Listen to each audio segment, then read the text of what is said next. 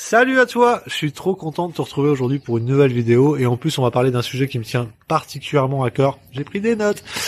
C'est la méditation. Alors la méditation, on t'a déjà fait des vidéos dessus, on va t'en refaire d'autres, on rentrera plus en détail dessus, mais je voulais te parler d'un point précis qui est que tu as souvent la sensation de rater ta méditation ou de pas arriver à méditer.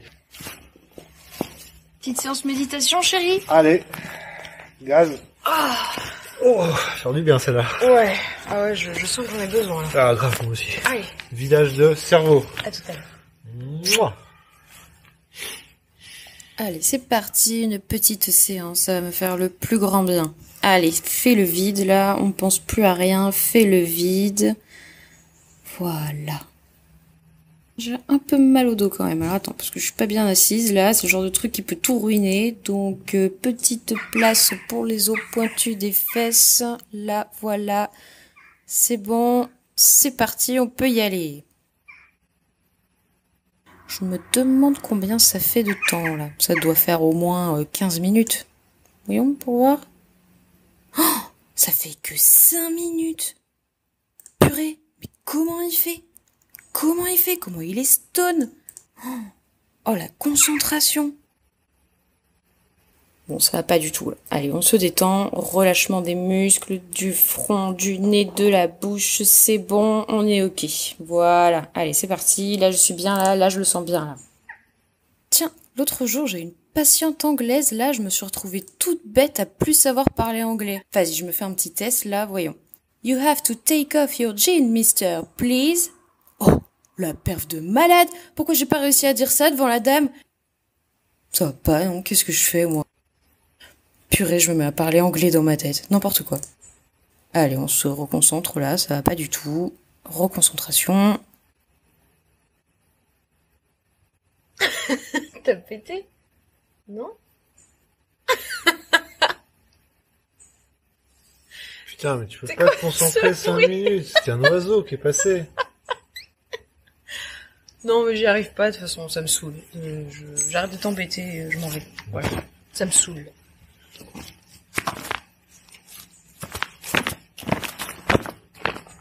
On va discuter de ça aujourd'hui, parce qu'en fait, il n'y a pas de méditation ratée, ça n'existe pas une méditation ratée.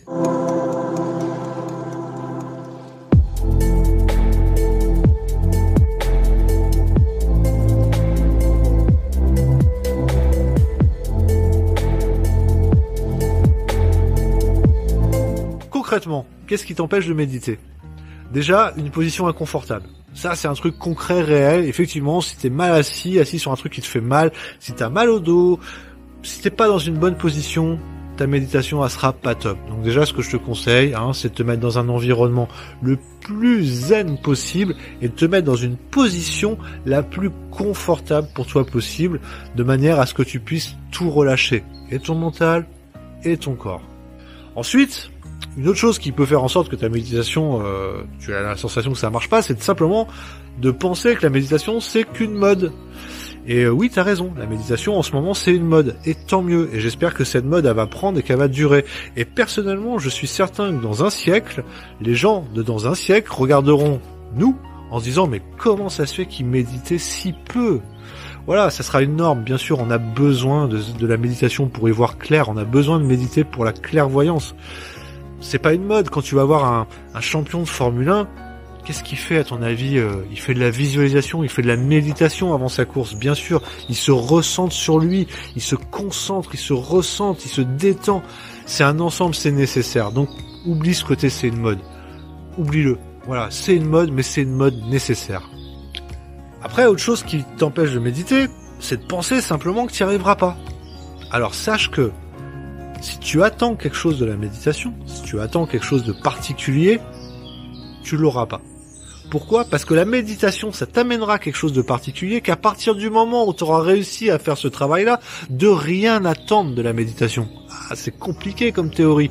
Ouais, mais concrètement, c'est la réalité. Alors ça, c'est quelque chose qui vient pas comme ça. Moi, ça fait 1 an que je fais de la méditation maintenant. Je commence à peine par moment sur certaines méditations à arriver dans un état où je ressors de la méditation limite en extase, quoi. C'est impressionnant. Mais je te passe le nombre de méditations où j'ai la sensation pas de l'avoir fait pour rien. C'est ça le truc. N'aie jamais la sensation, n'aie jamais l'impression d'avoir fait ta méditation pour rien. C'est ça que je veux te dire.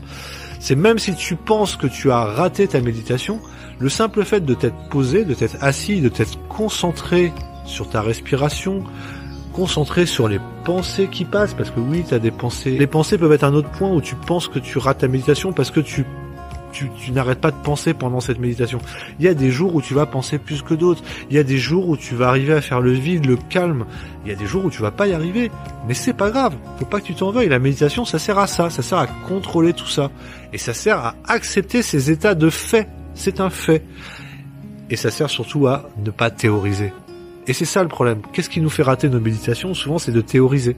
Après, un truc super emmerdant quand tu fais une méditation, c'est quand t'as plein de trucs à planifier pour ta journée et que ta méditation te sert de planificateur. Alors ça, c'est horrible. C'est simplement horrible. Et c'est un truc qui m'arrive à moi, souvent, mais alors surtout, qui arrive à Sophie, qui est derrière la caméra, que tu vois pas. Tiens, si, allez, tu vas la voir.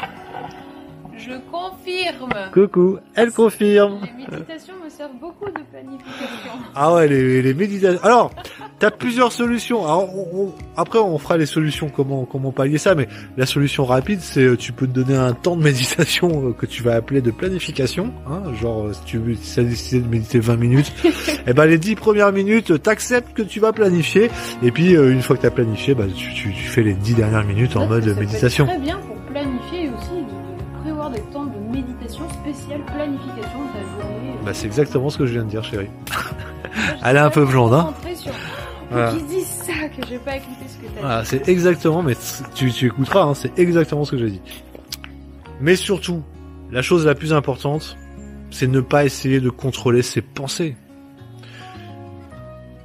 En essayant de contrôler tes pensées, tu vas avoir la sensation de pas réussir ta méditation. Alors que des pensées qui arrivent dans une méditation, on est des humains. Tu peux pas faire le blackout. Tu y arriveras le jour où tu seras un maître bouddhiste, voilà, que tu arriveras à sortir de ton corps, j'en sais rien, mais je vais te dire un truc, tu mettras 10 ans peut-être à y arriver, ou jamais. Enfin, attends pas ça, médite pas pour ça. Accepte que tu aies des pensées, accepte-les, mais par contre, au lieu de laisser ton mental s'emparer de tes pensées, et après les broder, les machins, les trucs, et t'envahir l'esprit, observe-les simplement, mets-les dans un petit nuage et laisse le petit nuage passer. Et une autre pensée arrivera et c'est comme ça. Et toute ta méditation peut être comme ça. Ta méditation, elle sera pas ratée pour autant. La méditation, ce n'est pas faire le vide complètement dans sa tête. C'est impossible. On est des humains. On ne peut pas faire le vide complètement dans sa tête. Je suis pas un scientifique, mais notre cerveau là, il est fait pour créer des pensées. Alors je sais plus. Je crois que un humain a 1 milliard de pensées par jour, un truc du genre. Enfin, je sais pas, peut-être même plus, je sais pas, c'est énorme, c'est énorme. Donc, t'arriveras jamais à faire taire tout ça, complètement en tout cas, mais tu peux les diminuer et surtout tu peux les contrôler. Et c'est en ça que la méditation, elle va t'amener à arriver à contrôler tes pensées. La méditation, ça va t'apprendre à lâcher prise sur beaucoup de choses. Et c'est ça qu'il faut retenir. C'est pas le fait de pas penser, c'est le fait de lâcher prise sur ces pensées-là. La méditation, tu vas pas arriver comme ça à en sentir les bienfaits. C'est pas en te mettant sur ton canapé pendant une semaine, tous les matins 10 minutes et tous les soirs 10 minutes que tu ressentiras les bienfaits. La méditation, c'est vraiment sur le long terme. Tu peux avoir une période de 1 mois où tu auras la sensation peut-être de faire cette méditation pour pas grand chose. Détrompe-toi, c'est complètement faux. Et là, je t'invite vraiment à aller faire des recherches sur internet et voir toutes les revues scientifiques qui sont sorties là-dessus, sur le fait que la méditation concrètement, elle change complètement ta façon de voir les choses et de réagir aux choses, mais dans la durée. Il faut que tu persévères.